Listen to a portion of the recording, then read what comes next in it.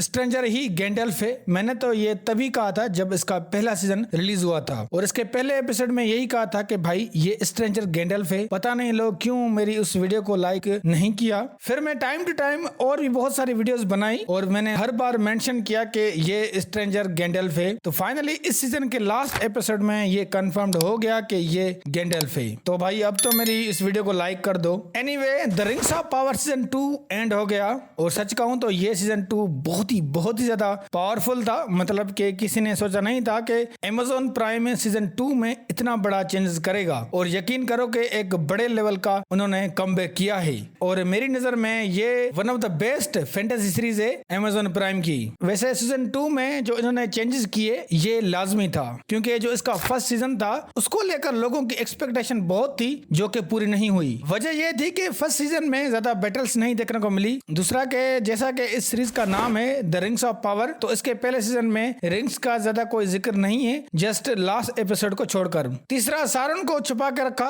वो भी बहुत ही लाचार और पावरलेस, और जब दिखाया तो लोगों ने कहा ये क्या बनेगा सारोन। और फोर्थ है कि पहले सीजन में जो स्टोरी थी वो बहुत लोगों को बिल्कुल भी पसंद नहीं आ रही थी। मतलब कि काफी सारे ऐसे फ्लॉज थे जिसकी वजह से इसके फर्स्ट सीजन को बहुत ही ज्यादा क्रिटिसाइज किया गया और नेगेटिव रिव्यूज मिले। बट सेकंड सीजन में वो सारी चीजें खत्म की Amazon ने, जैसे कि बैटल्स दिखाई, सारोन को बहुत ज्यादा पावरफुल बनाया और एक पूरा एविल दिखाया सारोन को, और सच में लोगों ने सेकंड सीजन को बहुत ज्यादा पसंद किया। और अब शायद इन Amazon वालों को भी पता चल गया होगा कि लोगों को एक्चुअल में क्या पसंद है। तो इसके लास्ट एपिसोड में काफी नई डिटेल मिली है, चलो पहले उसको एक्सप्लोर करते हैं। मतलब यहाँ कोई मैं कहानी नहीं एक्सप्लेन करूंगा, उसके लिए एक अलग वीडियो बनाऊंगा, सो चैनल को सब्सक्राइब करें। फर्स्ट, वन रिंग मतलब रूलिंग रिंग का एक हिंट मिला है। जब सारोन किलीब्रिम्बोर को मारता है तो वो उसे बताता है कि ये रिंग्स तुम्हें मार देंगी, और ये भी कि जस्ट एक ही रिंग काफी होगी तुम्हें खत्म करने के लिए। हाँ, तो यहाँ पर सारोन वो एक रिंग बनाएगा जिसको लॉर्ड ऑफ द रिंग्स कहा जाता है, या फिर वन रूलिंग रिंग। और ये वही रिंग होगी जो सारोन को पावर तो देगी, बट जब वो डिस्ट्रॉय होगी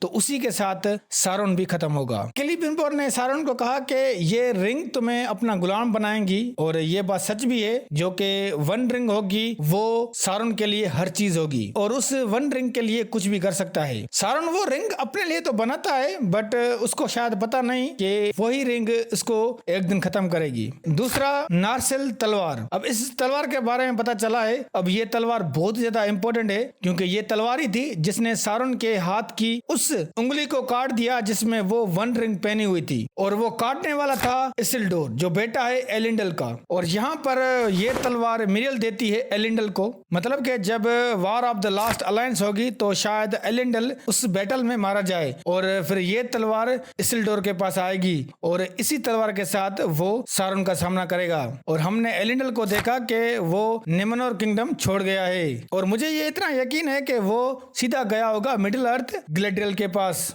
तीसरी है स्ट्रेंजर और हारफुट्स। अब देखो, स्ट्रेंजर का तो पता चला है कि ये गैंडल्फ है, क्योंकि भाई मिडिल अर्थ का गैंडल्फ ही ऐसा जादूगर होता है जो हॉबिट्स के साथ रहता है और उनके साथ दोस्ती भी करता है। तो अभी इस सीरीज में देखा कि कैसे वो हारफुट्स को मिला और वो उसकी देखभाल कर रहे थे। और हारफुट्स ही हॉबिट हैं, क्योंकि मिडिल अर्थ में हॉबिट्स से पहले हारफुट्स होते थे। अब जो इस सीजन में जो हारफुट्स दिखाए गए हैं उनका घर तबाह हो गया है, तो अब वो नूरी के साथ अपने वही पुराने हारफुट्स से मिलेंगे, और शायद वो जगह भी मिले जिनका ये ख्वाब देखते हैं कि एक ऐसी जगह जहां पर उनको हर चीज मिले, पानी, खाना, सब कुछ। फोर्थ, बेलरॉग। अब हमने बेलरॉग को देखा इस लास्ट एपिसोड में। वैसे अगर आपने Lord of the rings film देखी होगी तो उसमें बेलरॉग उसी बोनों की गार में होता है जहां पर हर चीज मिट चुकी थी, सब बोने मर चुके थे, और वहीं जस्ट एक ही किंग था और वो था बेलरॉग, जिसको गैंडल्फ हराता है। तो इस सीरीज में हमने देखा कि बेलरॉग कितना डेंजरस और पावरफुल है। वैसे ये बहुत ही पावरफुल है, ये तो हमने फिल्म में भी देखा था। सो हो सकता है कि आगे भी हमें बेलरॉग देखने को मिले,